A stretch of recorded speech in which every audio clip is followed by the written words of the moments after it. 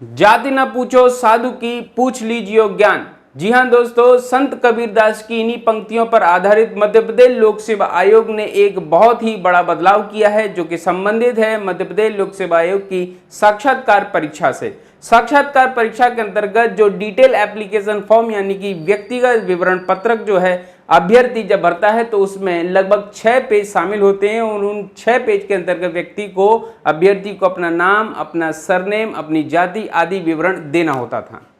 लेकिन नए फॉर्म के अंतर्गत ये सारी जानकारी आपको नहीं देनी है, सीधा सीधा लिखा है नाम लिखना है और ब्रैकेट में उन्होंने स्पेशली लिख के दिया है सरनेम और जाति यानी कि उपनाम आपको नहीं लिखना है। ठीक, तो एक बहुत ही बड़ा बदलाव है जो कि कहीं ना कहीं लंबे समय से आयोग के ऊपर ये एलिगेशंस लग रहे हैं, ये कहीं ना कहीं विवादों में आयोग घिरा रहता है कि मध्य प्रदेश लोक सेवा आयोग जो SC ST OBC के बच्चे हैं उनको कम नंबर देता है साक्षात्कार की परीक्षा के अंतर्गत। लेकिन अब ऐसा नहीं होगा, आयोग ऐसा नहीं करता है और ऐसा नहीं करता है इस प्रूफ को देते हुए उन्होंने एक बहुत ही बड़ा बदलाव किया है। आइए देखते हैं क्या बदलाव किया है।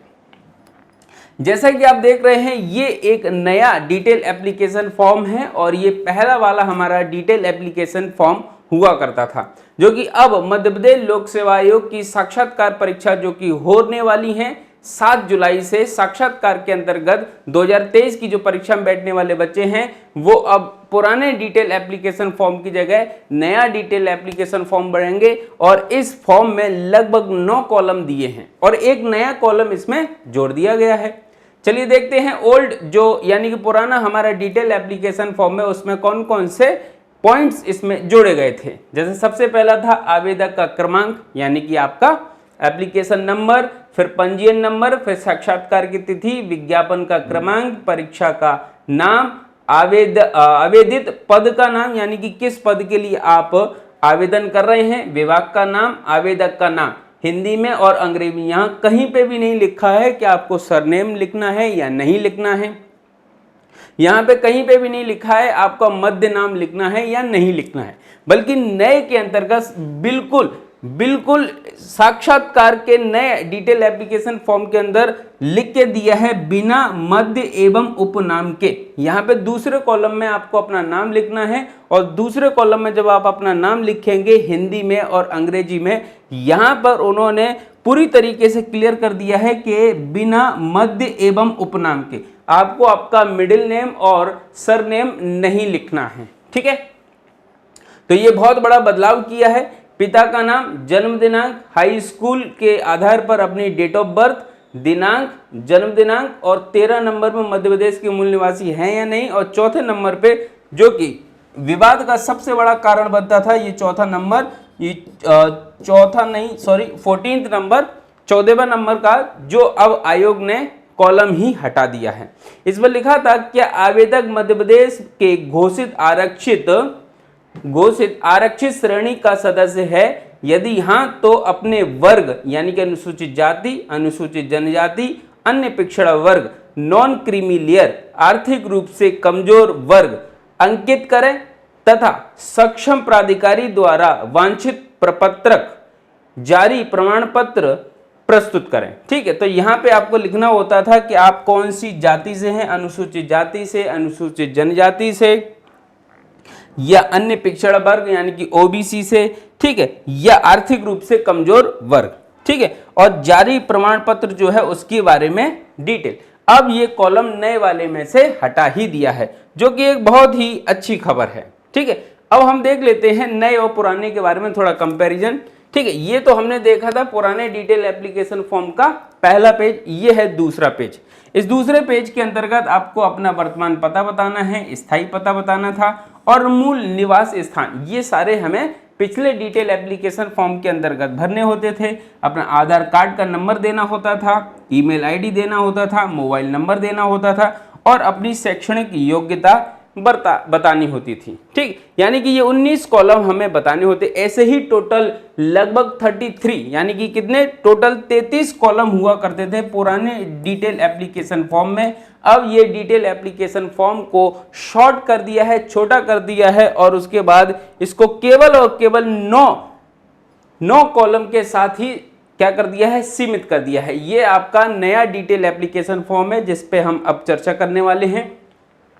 यहां पे कॉलम में सबसे पहले साइड में लिखा हुआ है साक्षात्कार की तिथि, किस दिन आपका साक्षात्कार होना है ये यहां पे लिखा जाएगा। डेट, महीना और वर्ष, मध्य प्रदेश लोक सेवा आयोग, व्यक्तिगत विवरण पत्रक, साक्षात्कार हेतु आवेदक की संक्षिप्त जानकारी की 5 प्रतियां पहले भी लगती थी, अभी भी देनी है, ठीक है। और यहाँ पे आपका पासपोर्ट साइज फोटो रहेगा, ठीक है। ये पहला पेज है और ये पूरा पहले ही पेज है, लेकिन हमने 2 साइड में उसको आपके लिए प्रस्तुत किया है ना। परीक्षा यानी कि पद का नाम और रोल नंबर, ठीक है। फिर उसके बाद आ जाता है आपका कोड क्रमांक, जो कि कार्यालय के द्वारा स्वयं लिखा जाना है। ये पहला कॉलम आपको नहीं भरना है। दूसरा यहाँ पे कॉलम दिया है नाम बिना मध्य और उपनाम के। ये बहुत ही बड़ा बदलाव है और ये आपको पता होना चाहिए। कहीं ना कहीं ये बड़ा बदलाव इसलिए किया गया है जब आयोग के ऊपर इस प्रकार के आरोप लगते हैं कि आयोग जाति के आधार पर नंबर देता है, जबकि ऐसा नहीं है। और जब ऐसा नहीं है तो आयोग ने अपनी तरफ से ये बड़ा बदलाव किया है जिससे आयोग पर दोबारा ऐसा कोई प्रश्न न लगा सके, ठीक। फिर उसके बाद निवास स्थान, आप कहाँ निवास करते हैं, ये सारी चीज आपको यहाँ भरनी है। और शैक्षणिक योग्यता भरनी है, 10वीं 12वीं, स्नातक, स्नातकोत्तर या अन्य जो भी आपकी अर्जित की हुई है सारी। 5वें नंबर पे पाठ्यक्रम से संबंधित अन्य गतिविधियां जो आपने शामिल हैं, जिसमें आप शामिल हैं एनसीसी में या एनएसएस में, वो आपको यहाँ पे भर देनी है कॉलम नंबर 5 में। 6वें नंबर के कॉलम में विशेष योग्यता जो कि आपने अर्जित की है वो आपको भरनी है। 7वें नंबर जो कि सेवानिवृत्त से संबंधित है। और 8वां है आपकी रुचि यानी कि अभिरुचि, आपकी कहीं ना कहीं हॉबी, जो आपकी हॉबी है वो आपको यहाँ पे लिखनी है, जो कि पहले 33 नंबर के लास्ट नंबर पे आपको लिखनी थी, ठीक है। अब 9वें नंबर पे आपको लिखना है चयन में सहायक जानकारी, है ना। चयन में यानी कि आपका सिलेक्शन होने वाला है, महसूस कीजिए कि आपका सिलेक्शन होने वाला है। अब इस सिलेक्शन में आपके लिए क्या क्या चीजें सहायक रही हैं आप बताना चाहें तो यहाँ पे लिख सकते हैं। और शासकीय सेवा में नियमित चयनित, है ना, नियोजित लिखा है, शासकीय सेवा में नियोजित होने का उद्देश्य केवल 50 शब्दों में। ये बहुत ही अच्छी चीज इन्होंने जोड़ दी है और इससे आपको कहीं ना कहीं प्रिपरेशन भी कर लेनी है। ये आपका होमवर्क भी होगा क्योंकि यहाँ से परीक्षा में प्रश्न जरूर पूछे जाएंगे। यानी कि जब आप साक्षात्कार के लिए जाएंगे तो वहां पर जाने के बाद इससे संबंधित क्वेश्चन अवश्य होगा। ये बात मेरी आप गांठ बांध लीजिएगा। अगर आपने यहाँ पे जो 50 शब्द लिख दिए हैं वो 50 शब्द आपको अपनी अंतरात्मा से पूछकर लिखना होगा। यदि आप कोई भी ऐसा शब्द लिख देंगे जिस पे आप खुद प्रिपेयर नहीं होंगे तो वहां जरूर फंसेंगे, ठीक है।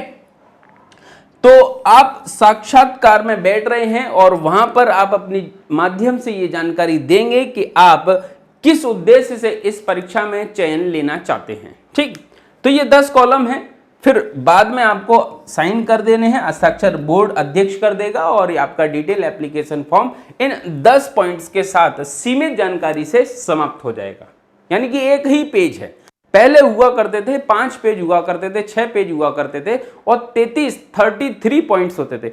परीक्षा में जब बैठने वाला जो अभ्यर्थी होता था वो 10 बार पूछता था कि इस कॉलम में क्या भरना है, इस कॉलम में क्या नहीं भरना है। अब आपको एक भी कॉलम ऐसा नहीं नजर आएगा जिसमें आपको कंफ्यूजन हो, ठीक है। बहुत आसानी से आप इसको भर देंगे और भरने के बाद आप इसको तैयार कीजिए।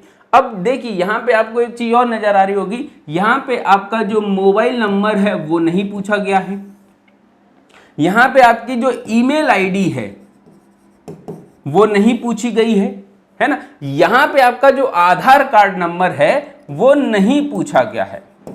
यानी कि किसी भी प्रकार की आपकी व्यक्तिगत जो जानकारी है वो नहीं पूछी गई है। निवास का स्थान बताना है ना, केवल स्थान बताना है आपको। यहाँ पे अपना कोई विशेष रूप से जिला नहीं बताना है, अपना एड्रेस नहीं बताना है, आपको कुछ भी नहीं बताना है। अगर कोई जिले में ही पैदा हुआ है, इंदौर में हुआ है, भोपाल में हुआ है, जबलपुर में हुआ है, मुरैना में हुआ है, ग्वालियर में हुआ है तो वो बताएगा, ठीक है। अगर जैसे कि मैं अंबा में जन्म हुआ है, अंबा किस जिले में बताने की आवश्यकता ही नहीं है ना। तो बहुत ही शॉर्ट में यहाँ पे कहीं ना कहीं क्या कर दिया है, आपका डिटेल एप्लीकेशन फॉर्म कर दिया है।